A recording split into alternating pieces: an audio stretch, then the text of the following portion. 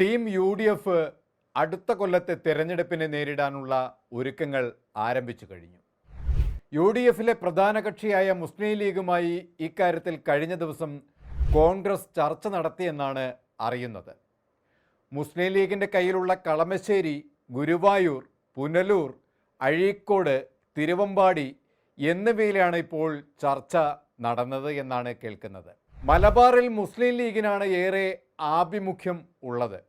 UDFിൻ്റെ വിജയത്തിന് ലീഗ് നൽകുന്ന സംഭാവനകൾ ചെറുതല്ല എന്ന് മാത്രമല്ല, ഭരണത്തിൽ നിർണായകമായ സുപ്രധാന തീരുമാനങ്ങൾ കൈക്കൊള്ളാൻ ലീഗിന് ആവുമെന്നതിനാൽ തന്നെ ലീഗിൻ്റെ സ്ഥാനാർത്ഥിത്വം ഏറെ പ്രാധാന്യമുള്ളതാണ്.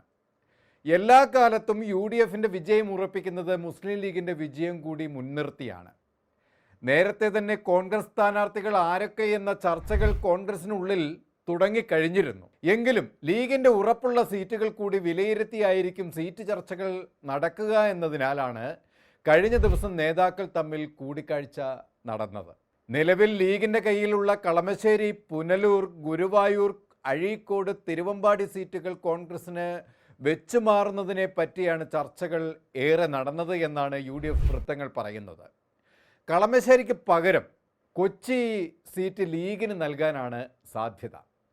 KT ജലീൽ തുടർച്ചയായി വിജയിക്കുന്ന തവനൂർ കോൺഗ്രസ് ലീഗിന് വിട്ടു നൽകാൻ ധാരണയായി എന്നും സൂചനയുണ്ട്. അങ്ങനെയെങ്കിൽ K മുരളീധരൻ ഗുരുവായൂർ സ്ഥാനാർത്ഥിയാകാനാണ് സാധ്യത എന്ന് തെളിയുന്നു. അവിടെ TN പ്രതാപൻ്റെ പേരും പരിഗണനയിലുണ്ട് എന്ന് കേൾക്കുന്നുണ്ട്. തവനൂർ കോൺഗ്രസിന് വിട്ടുകൊടുക്കാം എന്നുള്ള വാഗ്ദാനം ലീഗ് ഏറ്റെടുത്തില്ലെങ്കിൽ അവിടെ KPCC അംഗം AM രോഹിത്തിൻ്റെ പേരാണ് സ്ഥാനാർത്ഥിത്വത്തിലേക്ക് ഉയർന്നു വരുന്നത്.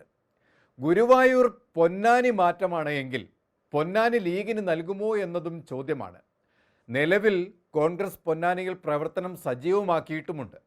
അവിടെ KPCC സെക്രട്ടറി KP നൌഷാദിനെ സ്ഥാനാർത്ഥിയാക്കുമെന്നാണ് അറിയുന്നത്. തിരുവമ്പാടിക്ക് പകരം ബേപ്പൂരോ നാദാപുരമോ ലീഗിന് നൽകിയേക്കും. തിരുവമ്പാടി നാദാപുരവുമായി വെച്ചുമാറാനുള്ള സാധ്യത തെളിയുകയാണ് എങ്കിൽ അവിടെ മലപ്പുറം DCC അധ്യക്ഷൻ VS ജോയി ആവും സ്ഥാനാർത്ഥി. നിലമ്പൂർ ഉപതെരഞ്ഞെടുപ്പ് നടന്ന സമയത്ത് VS ജോയിയുടെ പേര് സ്ഥാനാർത്ഥി പട്ടികയിൽ വന്നിരുന്നു. പക്ഷേ പാർട്ടിയുടെ നിർദ്ദേശപ്രകാരം ജോയി മാറി നിന്നുകൊണ്ട് ആര്യാടൻ ഷൗക്കത്തിൻ്റെ വിജയത്തിന് നിർണായകമായ പങ്ക് വഹിക്കുകയും ചെയ്തു. ഇങ്ങനെ പാർട്ടിയോട് വിധേയത്വം കാണിച്ച ജോയി തന്നെ ആയിരിക്കും അവിടെ സ്ഥാനാർത്ഥി. ജോയിയുടെ സ്ഥാനാർത്ഥിത്വം അവിടെ സാമുദായിക സമവാക്യം അടക്കം ഗുണം ചെയ്യുന്നതിനാൽ വിജയം ഉറപ്പാക്കി കഴിഞ്ഞു കോൺഗ്രസ്. അഴീക്കോടിന് പകരം ലീഗ് കണ്ണൂർ ആവശ്യപ്പെടുന്നുണ്ടെങ്കിലും റിജുൽ മാക്കൂറ്റിയെ സ്ഥാനാർത്ഥിയായി കോൺഗ്രസ് പരിഗണിക്കുന്നതിനാൽ അതിന് സാധ്യത വളരെ കുറവാണ്. സീറ്റുകൾ ഇങ്ങനെ വെച്ചുമാറുന്നത് നിലവിലെ സാഹചര്യത്തിൽ UDFിനും ലീഗിനും കോൺഗ്രസിനും ഗുണം ചെയ്യുമെന്നാണ് വിലയിരുത്തൽ.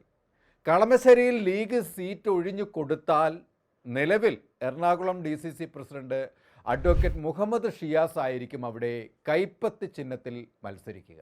നിലവിൽ അവിടെ ഈ സീറ്റ് പ്രതിനിധാനം ചെയ്യുന്നത് വ്യവസായ മന്ത്രി കൂടിയായ P രാജീവാണ്. ഇനി പുനലൂർ ചടയമംഗലത്തേക്ക് വന്നാൽ അത് കോൺഗ്രസ് ഏറ്റെടുക്കാനുള്ള ആഗ്രഹമാണ് കോൺഗ്രസ് പ്രകടിപ്പിച്ചിട്ടുള്ളത്. പകരം ചടയമംഗലമായിരിക്കും ലീഗിന് കൊടുക്കുക. മുൻപ് ലീഗ് ഇവിടെ വിജയിച്ച ചരിത്രവുമുണ്ട്. അങ്ങനെയെങ്കിൽ പുനലൂരിൽ KPCC ജനറൽ സെക്രട്ടറിയായ MM നസീർ സ്ഥാനാർത്ഥിയാവുമെന്നാണ് അറിയുന്നത്. ഇനി അടുത്തതായി കോൺഗ്രസ് കേരള ജോസഫ് ഗ്രൂപ്പുമായി ആയിരിക്കും കോൺഗ്രസ് ചർച്ച നടക്കുക. അതുപ്രകാരം കോൺഗ്രസ് 2 സീറ്റ് വെച്ച് മാറാനാണ് സാധ്യത എന്നാണ് അറിയുന്നത്. ഇപ്പോൾ ജോസഫ് ഗ്രൂപ്പിൻ്റെ കയ്യിലുള്ള ഏറ്റുമാനൂർ, കോതമംഗലം തുടങ്ങിയ മണ്ഡലങ്ങളുമായി ചുറ്റിപ്പറ്റിയാവും ചർച്ച നടക്കുക. കോതമംഗലം വിട്ടുകിട്ടിയാൽ തങ്ങളുടെ ഏറ്റവും സമർത്ഥനായ വക്താവായ ഡോക്ടർ ജിൻഡോ ജോണിനായിരിക്കും മുഖ്യ പരിഗണന വരിക.